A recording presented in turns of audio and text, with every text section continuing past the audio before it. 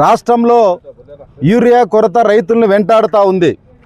మరోపక్క రాష్ట్ర ముఖ్యమంత్రి గారు, వ్యవసాయ శాఖ మంత్రి గారు ఈ రాష్ట్రంలో ఎక్కడే కానీ యూరియా కొరత లేదని చెప్తా ఉన్నారు.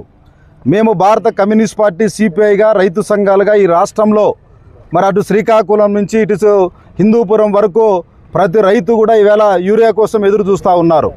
ఈవేళ వచ్చినటువంటి మీరు చెప్తున్నటువంటి లెక్కకు పొంతన లేకుండా పోతూ ఉంది.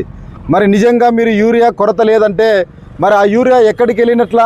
బ్లాక్ మార్కెట్కి వెళ్ళిందా, లేకపోతే కిందన తెలుగుదేశం పార్టీ కార్యకర్తల దగ్గరికి వెళ్ళిందో ఈవేళ రాష్ట్ర ప్రభుత్వం చెప్పాలా.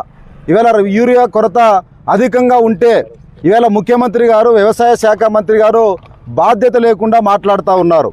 యూరియాని తగ్గించుకోమని చెప్తా ఉన్నారు. మరి యూరియా వాడకపోతే మీకు బోనస్గా 800 రూపాయలు ఇస్తామని ముఖ్యమంత్రి గారు నిన్న కలెక్టర్ కాన్ఫరెన్స్లో చెప్పినాడంటే వీళ్ళకి రైతాంగం పట్ల ఎలాంటి చిత్తశుద్ధి ఉందో దాన్ని బట్టి అర్థమవుతా ఉంది. నిజంగా వీళ్ళు ఏం మాట్లాడుతున్నారు అంటే రేపొద్దున ప్రజలందరూ కూడా నిత్యావసర వస్తువుల ధరలు పెరిగినాయంటే ఆహారం తినేది మానేయమంటారా? ఇవాళ నిజంగా మీరు ఏమన్నా ఏం మాట్లాడతారో ఒకసారి అర్థం చేసుకోవాల్సినటువంటి అవసరం ఉంది. యూరియా ఈరోజు వరి అనేది పొట్ట దశలో ఉంది. 46% దాంట్లో నత్రజని ఉంటుంది. మరి అది వాడుతూనే దిగుబడి వస్తుంది అనేసి శాస్త్రవేత్తలు తర్వాత రైతులందరూ కూడా చెప్తా ఉన్నారు. మరి మీరు ఎక్కడ శాస్త్రవేత్తలుగా తయారైనారో మరి చంద్రబాబు నాయుడు గారు, అచ్చెన్నాయుడు మాకైతే తెలియదు. కానీ మరి యూరియాను తగ్గించుకోమని చెప్పడం అనేది నిజంగా ఇది మీ చేతగానితనం, మీ అసమర్థతనం అనేది స్పష్టంగా కనిపిస్తూ ఉంది. ఈ రాష్ట్రంలో ఈవేళ పగలనక రాత్రనక ఒక బస్తా యూరియా కోసం రైతులు క్యూలో నిలబడుతూ ఉన్నారు. రోజుల తరబడి మరి ఈవేళ ఎదురు చూస్తూ ఉన్నారు. ఇంకా కొన్ని గ్రామాల్లో యూరియా లారీ కనపడుతున్న దాని మీద దాడి చేసే పరిస్థితికి ఇవాళ ఈ రాష్ట్రంలో రైతులు వస్తూ ఉన్నారంటే మరి యూరియా కొరత ఏ రకంగా ఉందో మరి దాన్ని బట్టి స్పష్టంగా చెప్తా ఉన్నారు. అందుకోసమే ఈరోజు మీరు పైన కూర్చొని మాట్లాడొద్దండి, చేతల స్థాయిలోకి రండి.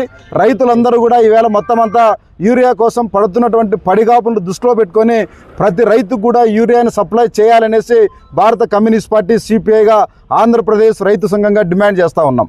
అనంతపురం జిల్లాలో రైతులందరికీ రైతు సేవా కేంద్రాల ద్వారా యూరియాని ఖరీఫ్ సీజన్ స్టార్ట్ అయ్యి 4 నెలలు గడుస్తూ ఉన్న రైతులకి ప్రత్యామ్నాయ విత్తనాలు అందించడంలో, యూరియా అందించడంలో ప్రభుత్వ అధికారుల నిర్లక్ష్యం కంటికి కనిపించినట్లు ఇవాళ తెలుస్తూ ఉంది.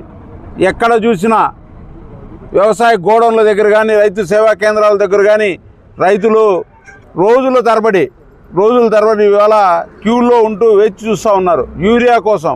కేవలం ఒక్క బస్తా యూరియా కోసం ఇవాళ రైతులందరూ కూడా పడిగాపులు కాస్తూ ఉన్నారు. మరి రైతు సేవా కేంద్రాల దగ్గర ఎవరు కూడా అధికార పార్టీకి సంబంధించినట్టు ఎమ్మెల్యేలు, మంత్రులు ఎవరు కూడా సందర్శించడం లేదు, పట్టించుకోవడం లేదు. పైపెచ్చి వాళ్ళ ముఖ్యమంత్రి గారు, రాష్ట్ర వ్యవసాయ శాఖ మంత్రి గారు ఇవాళ ప్రత్యామ్నాయ యూరియాకు బదులు ప్రత్యామ్నాయ యూరియాని తీసుకోండి, నానో యూరియాని తీసుకోండి అంటూ అన్నారు. మీకు అసలు ఈ రాష్ట్ర ముఖ్యమంత్రి గారిని ఏమని సంబోధించాలో అర్థం కావడం లే. యూరియా బదులు ఇవాళ డబ్బులు ఇస్తామని చెప్తా ఉన్నారు. ప్రత్యామ్నాయ నానో యూరియాని తీసుకోమంటున్నారు. దీన్ని ఎట్లా అర్థం చేసుకోవాలి రాష్ట్ర ప్రజలు, ముఖ్యంగా రైతాంగం? మరి ఎన్నికల్లో మీరు ఏం చెప్పారు? రైతులకి మా ప్రభుత్వం వస్తే రైతు ప్రభుత్వం, రైతులందరూ ఆదుకుంటాం, రైతులు అన్ని రకాల సబ్సిడీలు ఇస్తామని మీరు భరోసా ఇచ్చి అధికారంలోకి వచ్చినట్టు ఈ ప్రభుత్వం ఎన్నికలు అయిపోయాయి. ఏడాది పూర్తి చేసుకున్నారు, 2వ ఏడాది గడుస్తూ ఉంది. ఇలాంటి నేపథ్యంలో యూరియాని కనీసం రైతుకి ఒక్క బస్తా యూరియాని అందించడంలో విఫలమయ్యారు. ఇప్పటికైనా సరే రాష్ట్ర ముఖ్యమంత్రి గారు కళ్ళు తెరవాలి, వ్యవసాయ శాఖ మంత్రి గారు కళ్ళు తెరవాలి, కింది స్థాయికి రావాలి, రైతుల స్థితిగతులు తెలుసుకోవాలి. తక్షణం రైతులకి యూరియాని అందించాలని డిమాండ్ చేస్తూ ఉన్నాం. ఖరీఫ్ సీజను దాటిపోయింది కాబట్టి ప్రత్యామ్నాయ విత్తనాలు రైతులకు అందించాలని మేము డిమాండ్ చేస్తాము. రాబోయే రోజుల్లో కేవలం ఇవాళ జేడీ ఆఫీస్ దగ్గర నిరసన మాత్రమే వ్యక్తం చేస్తాను. రాబోయే రోజుల్లో రైతు సేవా కేంద్రాలని వ్యవసాయ శాఖ అధికారులందరూ కూడా దిగ్బంధం చేస్తాం. ఎక్కడికక్కడ ఎమ్మెల్యేలు అందరూ కూడా నిరసన వ్యక్తం చేస్తాం, దిగ్బంధం చేస్తామని హెచ్చరిస్తూ ఉన్నాం.